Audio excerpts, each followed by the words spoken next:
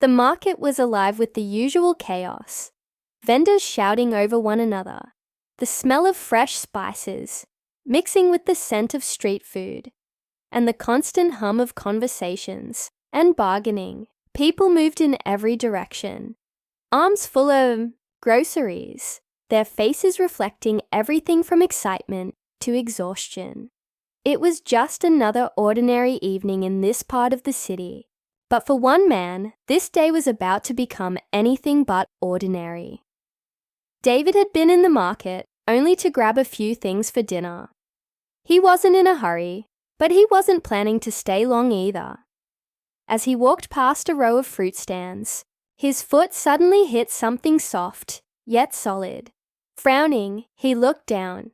It was a pile of discarded cardboard, thrown carelessly near the trash bins lining the alley. But as he stepped forward to move around it, something made him stop. A sound, faint, almost too soft to notice. He froze, straining his ears. It wasn't the usual rustling of stray animals searching for food. No, this was different. It was sniffling, a quiet, trembling sound, like someone trying not to cry. David's heart picked up its pace as he turned his head toward the pile of discarded boxes. He crouched down and pushed a piece of cardboard aside. And then he saw him. A boy, a small child, barely 5 or 6 years old, curled up between the trash bins. His tiny frame was wrapped in a thin, tattered shirt, his knees drawn to his chest. His arms were wrapped around himself as though he was trying to make himself disappear. His face, dirt-streaked and pale, was pressed against his knees. But it was clear he had been crying. David felt a wave of shock wash over him. What was the little boy doing here, all alone, in the middle of the market's trash heap? "Hey, buddy," he said, his voice careful, gentle. "Are you okay?" The boy flinched but didn't respond. His small shoulders tensed, as though expecting something bad to happen. That reaction alone sent a chill down David's spine. "Hey, it's okay," he tried again, keeping his distance to not scare him. "I'm not gonna hurt you. Are you lost?" Still no response. The boy just stared at the ground, his hands gripping the fabric of his shirt like it was the only thing holding him together.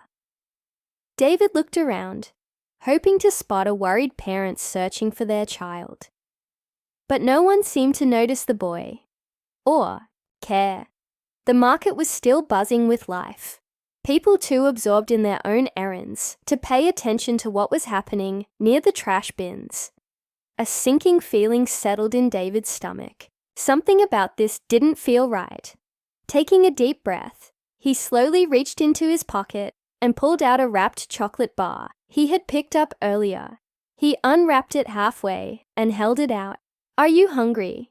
he asked softly.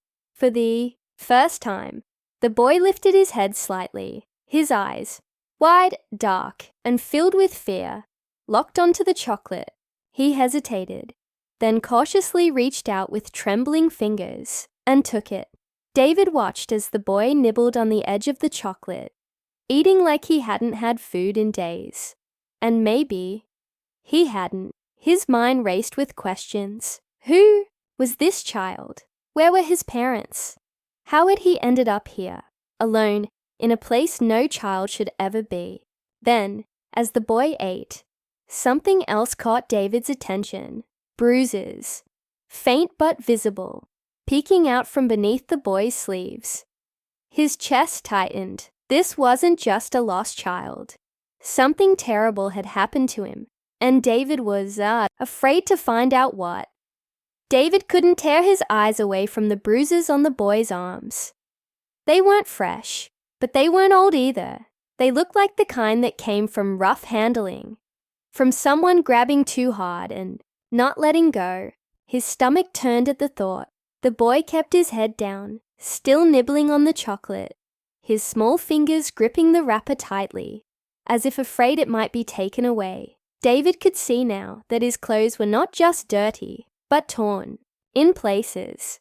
His shoes, if they could even be called that, were barely holding together. This child hadn't just wandered off and gotten lost. David knew he had two choices. He could pretend he hadn't seen the bruises, hadn't noticed the fear in the boy's eyes, and walk away like everyone else. Or he could do something about it.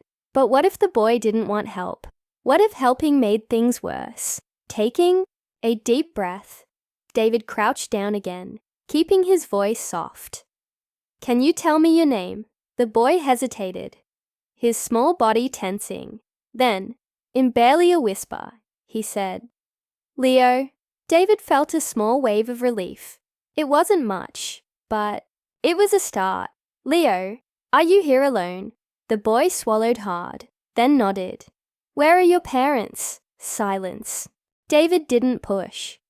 He could see the way Leo's hands were trembling, the way his eyes darted around as if expecting someone to appear out of nowhere.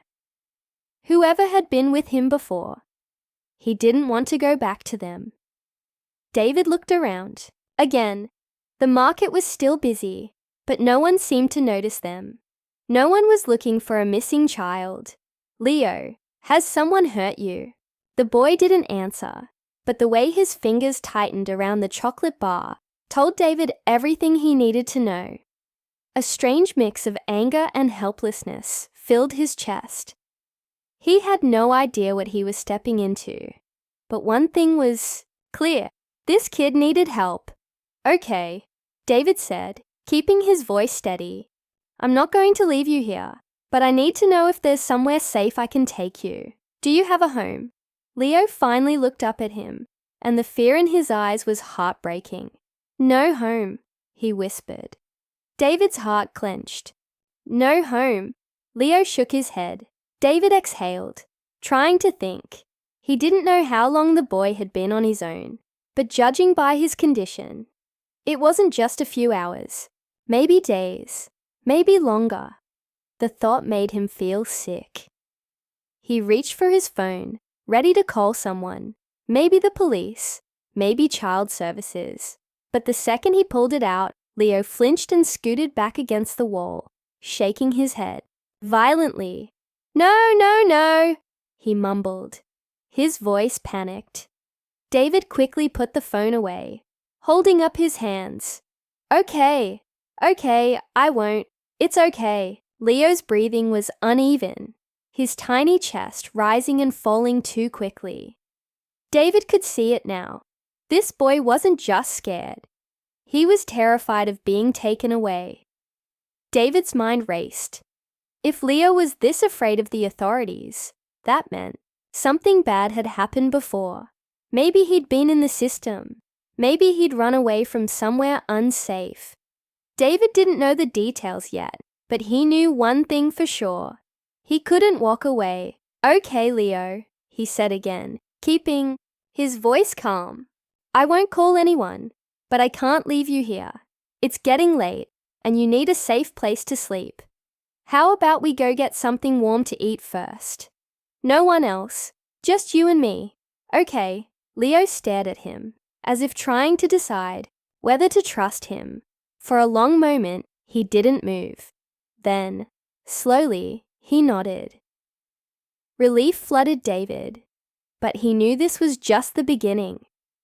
As they walked out of the alley, David couldn't shake the feeling that someone, somewhere, was looking for this boy. David walked with Leo, keeping his pace slow, so the boy wouldn't feel pressured. The market's energy had started to die down as the evening wore on, but David couldn't shake the feeling that they were being watched. It wasn't the normal glances of passing strangers. This felt different. He resisted the urge to turn around too quickly, not wanting to scare Leo even more. They reached a small corner cafe, a quiet spot away from the main streets. David pushed open the door, letting the warmth from inside wrap around them. He felt Leo hesitate at the entrance, his small fingers tightening around the edge of his shirt. "It's okay," David said gently. "Just food, that's all." Leo nodded hesitantly and stepped inside. David found a booth near the back, away from the window. The boy sat across from him, small and unsure, his eyes darting around as if expecting someone to storm in at any moment. David didn't press him with questions yet. Instead, he ordered some soup and a sandwich. Something simple, but warm. When the food arrived, Leo didn't wait. He ate quickly but cautiously, his hands gripping the spoon like it was something precious. David watched in silence, feeling a lump in his throat. How long had this kid been starving? As Leo ate, David decided to try again. "Leo," he said softly, "can you tell me where you were before I found you?" The boy slowed his chewing, his eyes flicking up for just a second before dropping back to his food. David didn't push. He waited. Finally, after a long silence, Leo whispered, "He's looking for me." David's stomach twisted. "Who?" Leo didn't answer right away. He put the spoon down, his small hands resting on the table. "The man," he murmured. "I ran away." David felt a chill crawl up his spine. "What man, Leo?" Leo's fingers curled into a fist. "He said I was his, but I'm not." His voice was barely above a whisper now. "He took me from my real home." David's breath caught. He had feared something like this, but hearing it out loud made it real. "Leo, did this man hurt you?" Leo didn't nod. He didn't need to. The way his body tensed, the way his shoulders curled in, told David everything he needed to know. David exhaled slowly, trying to keep his voice steady. "Leo, I won't let him take you. You're safe with me. But we need to figure out what to do next." The boy looked at him then, his wide eyes searching David's face, as if trying to decide if he was telling the truth. Just as David was about to say something else, the bell above the cafe door jingled. A man stepped inside. David didn't have to guess. He knew. The man was tall, his clothes neat but worn. His sharp eyes scanned the room, his expression hard. He looked around slowly, and then he saw them. Leo stiffened, his entire body going rigid. David's heart pounded. The man took a step forward. David reacted instantly. He slid out of the booth, moving quickly to block Leo from view. "Stay behind me," he whispered. Leo didn't move. He was frozen in fear. The man took another step, his eyes narrowing. "That boy," he said, his voice firm but calm. "He's mine." David shook his head. "No, he's not." The man's jaw clenched. "You don't know what you're getting yourself into." David's hands balled into fists, but he kept his voice even. "I know enough." Other people in the cafe started to notice the tension. The barista behind the counter hesitated, glancing between them. The man's eyes flicked toward Leo, who was now gripping the back of David's jacket like a lifeline. David knew he had to act fast. Keeping one hand in front of Leo protectively, he pulled out his phone with the other, this time not caring if the boy panicked. He tapped the emergency number, making sure the man could see. "You leave now," David said, his voice steady. "Or the police handle this." The man's expression darkened. For a moment, David thought he might fight back. But then, the door jingled again. A pair of uniformed officers walked in, completely unrelated to their situation, just grabbing coffee at the end of their shift. The man hesitated. Then without another word, he turned and walked out. David didn't move until he saw him disappear down the street. Leo was shaking. David turned and knelt in front of him. "It's over," he said gently. "He's gone." Tears welled in Leo's eyes. He didn't say anything. He just launched himself into David's arms, gripping him like he was afraid to let go. David hugged him back, his heart pounding from everything that had just happened. He didn't know exactly what came next. There would be authorities involved, questions to answer, and a process to go through. But one thing was certain.